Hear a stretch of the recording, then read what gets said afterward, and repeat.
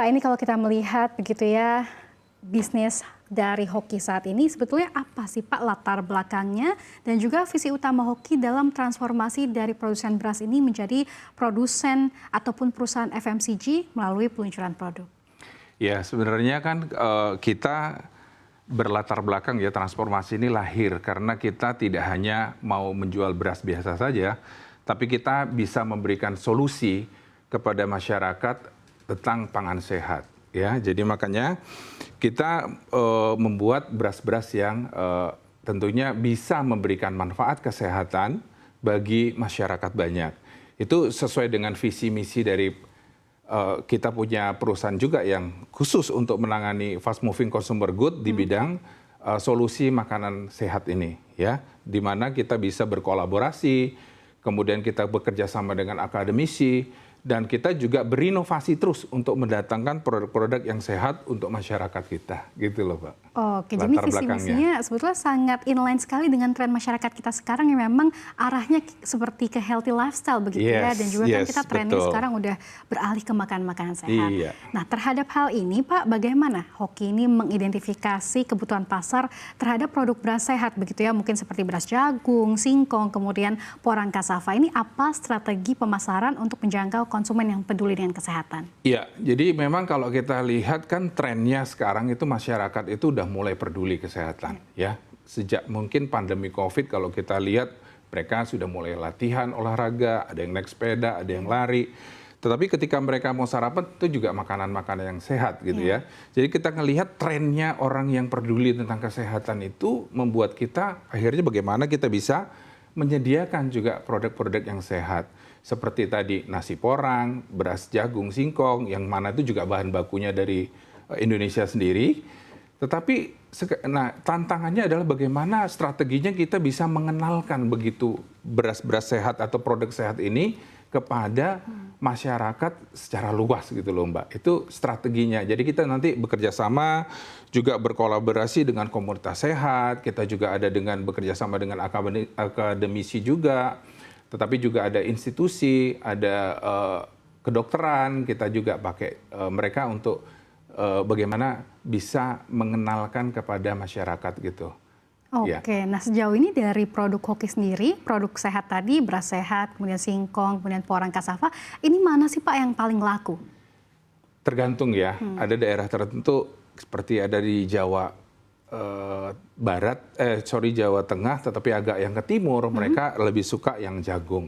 Dengan sendirinya kita juga surprise ya, ketika itu kita launching dengan walaupun belum heavy untuk di advertisingnya, mereka sudah pada makan dan repeat.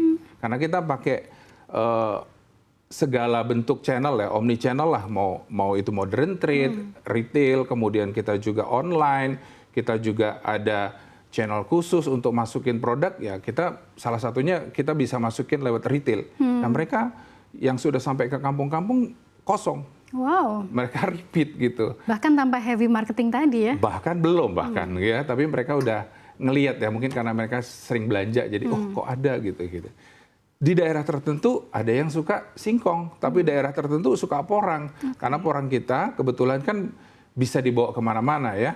Jadi bisa tinggal diseduh dan itu membuat mereka lebih mungkin yang kantoran seperti Mbak juga lebih mudah untuk mengkonsumsinya. Itu sih Mbak. Praktis jadi ya praktis. Jadi beda-beda daerah beda juga yang penggemarnya gitu ya. Tapi banyak sih. Saat ini porang yang paling utama ya. Nanti mungkin singkong dan jagung kita juga bisa untuk diseduh air panas saja. Sebentar lagi keluar gitu ya. Wah ini menarik sekali begitu ya, tapi porang masih yang utama nih ya, masih nomor 1 sampai sekarang. Oke. Nah ini kan pasti dalam pengembangannya diperlukan research dan development begitu ya, pengembangan dan risetnya terlebih dahulu. Nah ini sejauh mana sih Pak peran riset dan juga pengembangan produk dalam menciptakan produk baru seperti Daily Meal porang cassava? Ya, riset and development itu penting banget sih Mbak, karena kita ngelihat ya bagaimana tadi kita ngelihat, nah ini kok kenapa ya ada juga masukan-masukan daripada customer, ini kok kenapa nggak bisa dibikin seperti porang juga, ini yang bisa diseduh gitu kan, yang jagung dan singkongnya gitu kan. Jadi mereka juga akhirnya kita riset lagi dan ini kita menciptakan yang tadi yang bisa dibawa atau instan kemana-mana. Kemudian juga ada yang, karena kita punya mimpi, Mbak. Ketika mulai bangun tidur sampai nanti tidur lagi, itu ada produk sehat yang kita siapkan. Contoh, kalau mulai dari bangunnya cereal, ya. Cereal itu bisa dimakan anak-anak, orang dewasa juga, tapi itu sehat, bebas gula dan tinggi serat gitu. Nah, itu penting. Nah, itu ada riset. Kita sudah siapkan semua R&D-nya, tinggal kita uji lagi nanti kita keluarkan produk-produknya seperti itu. Oke. Nah, tapi bagaimana sih sebetulnya Hoki ini memastikan agar inovasi tadi bisa sesuai dengan tren konsumen saat ini? Oh iya, tentu kan kita ngelihat ya, trennya kalau tadi kita udah lihat, trennya orang suka hidup sehat.